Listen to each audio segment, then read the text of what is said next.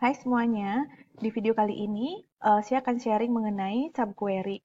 Nah, tapi ini adalah bagian kedua atau kelanjutan dari video pertama saya yang sudah membahas mengenai single row subquery. Nah, mungkin alangkah baiknya kalau misalnya kalian mulai dari video tersebut. Nanti saya kasih linknya ya. Nah, kita seperti biasa menggunakan database Employees DB. Kalau kalian baru berkunjung ke channel saya dan baru membuka video mengenai SQL, nah, dan kalian ingin praktek menggunakan Employees DB, silakan lihat di video berjudul Import Database MySQL menggunakan MySQL Workbench. Di sana sudah langsung ditunjukkan bagaimana cara mengimportnya dan ada linknya juga untuk mendownload database-nya. Oke? Nah, kita lanjutkan langsung ya.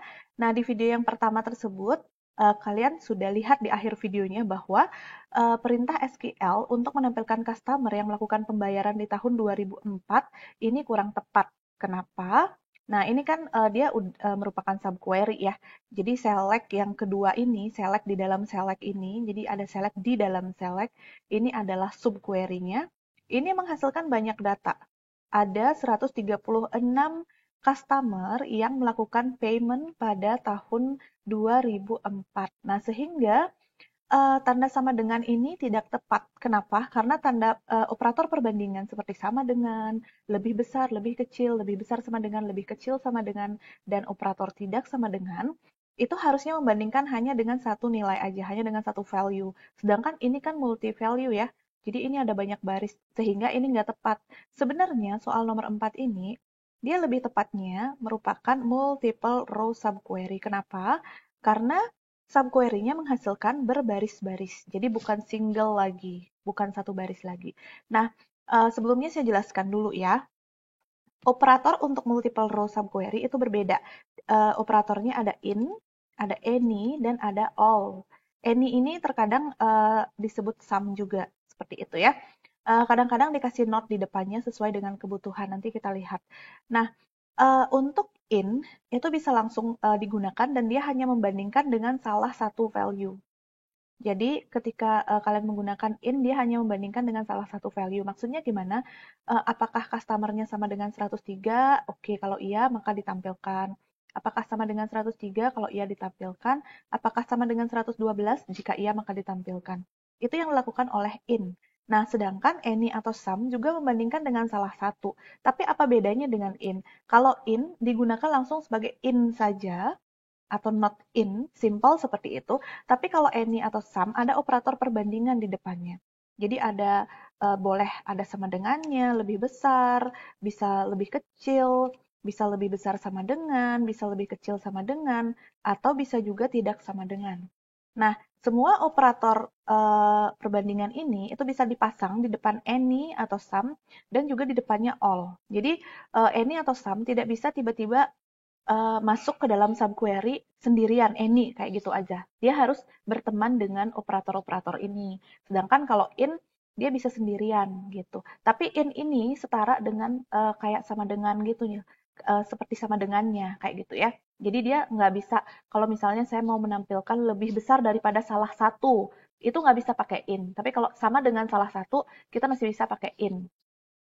Oke, sedangkan kalau all ini membandingkan dengan seluruh hasil dari subquery-nya. Misalnya yang lebih besar dari seluruh customer number, berarti dia harus lebih besar dari 103, harus lebih besar dari 112, harus lebih besar dari 114, dan seterusnya. Harus lebih besar dari semua customer ini, kayak gitu. Itu all ya.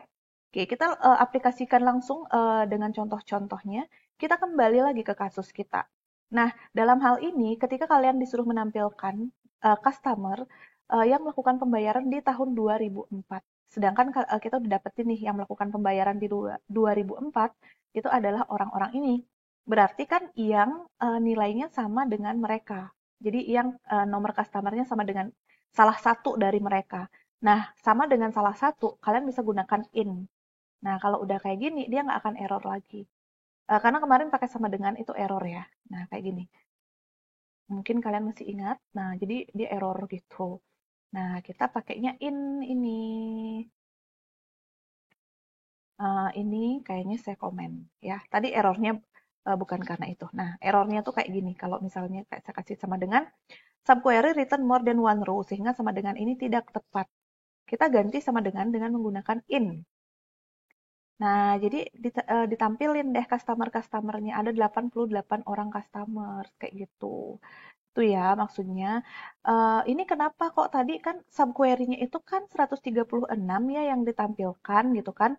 Kenapa kok jadinya kalau dieksekusi 88 kok bukan 36? Kok bukan 136? Kok berkurang? Karena di sini ada yang kembar dong. Nah, kalau ada yang kembar kan otomatis yang ditampilkan satu orang aja gitu.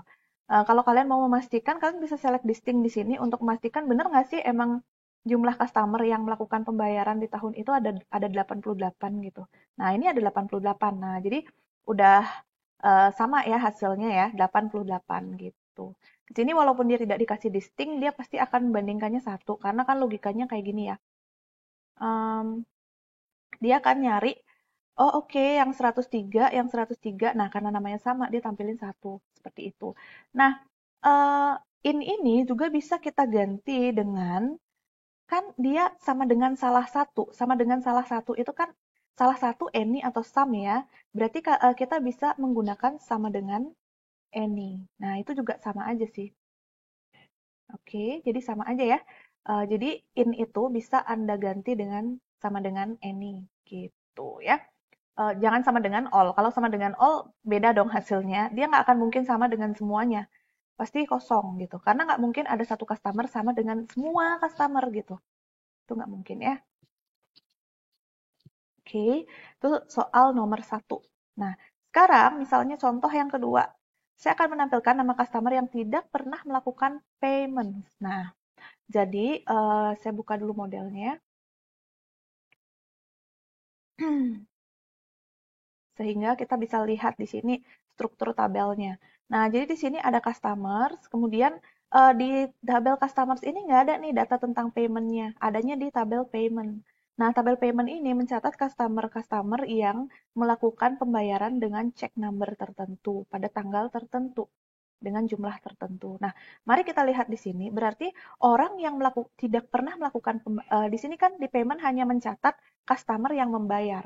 Logikanya, kalau customer tidak pernah membayar, berarti customer number-nya nggak akan pernah tercatat di sini. Ya kan?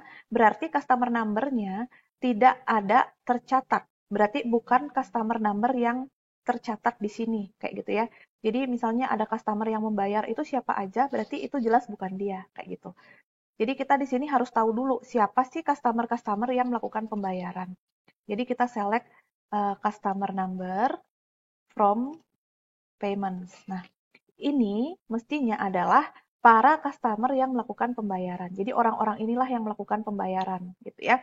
Orang-orang ini yang melakukan pembayaran. Nah, berarti yang kita tampilkan adalah orang-orang selain yang dihasilkan ini. Nah, berarti gimana dong? Kita select dulu customer name, oke, from customer. Karena customer name adanya di tabel customers, ya kan? Where customer number-nya tidak sama dengan. Nah, jadi bukan yang ada di sini. Tidak sama dengan semuanya. Tidak sama dengan 103, tidak sama dengan 112, tidak sama dengan 114, tidak sama dengan semuanya. Nah, jadi seperti itu. Tidak sama dengan semua yang dihasilkan oleh subquery. Jadi, tidak sama dengan semua. Gitu ya. Karena kan kita nggak mau nampilin sesuai dengan yang ini nih, nggak boleh ditampilin. Karena ini adalah orang-orang yang melakukan pembayaran. Gitu. Logikanya seperti itu. Jadi inilah orang-orang yang belum pernah melakukan pembayaran. Gitu ya. Bukan orang-orang sih ya, tepatnya perusahaan. Customer ya. Nah, by the way, ini juga bisa sih kalian ganti dengan, kalau tadi kita kan ada in ya. In itu kan berarti yang sama dengan salah satunya.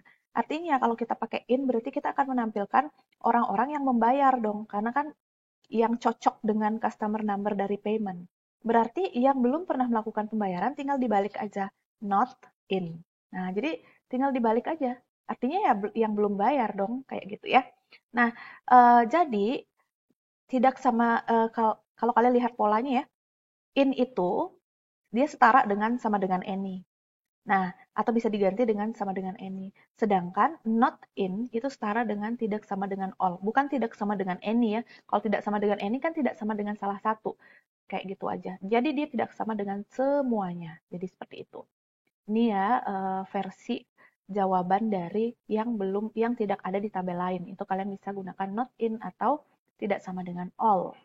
Oke. Contoh yang ketiga. Tampilkan nama customer yang memiliki kredit limit lebih besar daripada semua customer di state New York. Kita harus tahu dulu dong berapa sih kredit limit orang-orang yang customers yang di New York. Jadi di sini kan ada di tabel customers ini ada kredit limit. Nah, jadi kita tinggal ambil dari customers credit limit from customers where state sama dengan New York. Jadi kita harus tahu dulu berapa sih kredit limit para customers kita di New York. Nah, ini ada ya, yang di New York tuh ada 6. Nah, ini dia kredit limitnya. Sekarang kita menampilkan nama-nama customer yang kredit limitnya lebih besar daripada ini semua. Nah, gitu ya. Jadi kita select nama customernya from customers. Nah, jadi seperti itu where kredit limitnya lebih besar daripada ini semua. Berarti lebih besar all. Karena semua dibilang kan, lebih besar dari semua yang dihasilkan. Jadi kayak gitu aja sih sebenarnya, lebih besar all. Ditampilkan ya. Jadi inilah yang lebih besar. Kalau kalian mau memastikan, kalian boleh sih tampilkan aja kredit limitnya, terus kalian bandingkan gitu loh.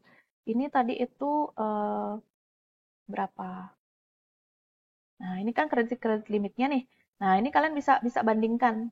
Nah, ini yang terus kalian jalankan deh. Benar nggak sih mereka lebih besar daripada semua orang ini gitu. Jadi kalian bisa coba cek sendiri ya. Oke, soal nomor 4, contohnya, tampilkan nama customer yang ditangani oleh sales yang sama dengan Herku Gift dan kredit limitnya lebih kecil daripada salah satu customer yang di City Paris. Ini kriterianya ada 2. Salesnya sama, kemudian kredit limitnya lebih kecil. Ada 2 kriteria dan kita harus tahu dulu sales yang menangani Herku Gift. Jadi select sales itu namanya apa di sini? Sales rep, employee number. Panjang ya. Sales rep employee number. Kayaknya gitu. Ntar kalau error kan ya udahlah ya. Tinggal diperbaiki. From customers. Nah, ya kan? Where customer name-nya adalah Herku itu. Sama dengan ini. Copy aja lah ya, biar nggak salah ketik. Oke. Nah, kita harus tahu dulu siapa sih yang menangani si Herku ini. Ini, sales-nya 1504. Oke, kita udah dapat nih yang pertama. Kemudian kredit limit dari dari customer yang di Paris. Nah, kita harus tahu dulu. Di select kredit limit dari customers ya kan? Where city sama dengan Paris. Nah, jadi kita harus tahu dulu kredit limitnya tuh berapa. Oh, ternyata segini-segini nih yang orang-orang nih kredit limitnya. Nah, kita udah tahu dari kedua kriteria ini nanti tinggal kita gabungkan. Nah, yang pertama, jadi kita ke query utama sekarang. Disuruh nampilin apa sih nama customer. Berarti select customer name. From customers, ya kan? Kemudian where sales-nya sama dengan, nah, yang sales-nya sama dengan si Herku Grip. Nah, jadi seperti itu. Ini baru yang sales-nya sama dengan Herku. Saya eksekusi dulu ya. Nah, ini dia yang sales-nya sama dengan Herku ada 9. Dan berarti N kredit limitnya sama dengan, lebih kecil daripada salah satu. Berarti lebih kecil daripada any. Orang yang di Paris. Nah, jadi setelah digabungkan, kita eksekusi, dapatlah ternyata ada 5 customer dari 9 tadi yang ternyata kredit limitnya lebih kecil daripada yang di Paris. Nah, jadi ini ya, query utuhnya. Kalau kalian misalnya nggak yakin ini menghasilkan satu orang sales, kalian bisa ganti sih sebenarnya dengan in, itu nggak masalah kok gitu ya. Boleh aja.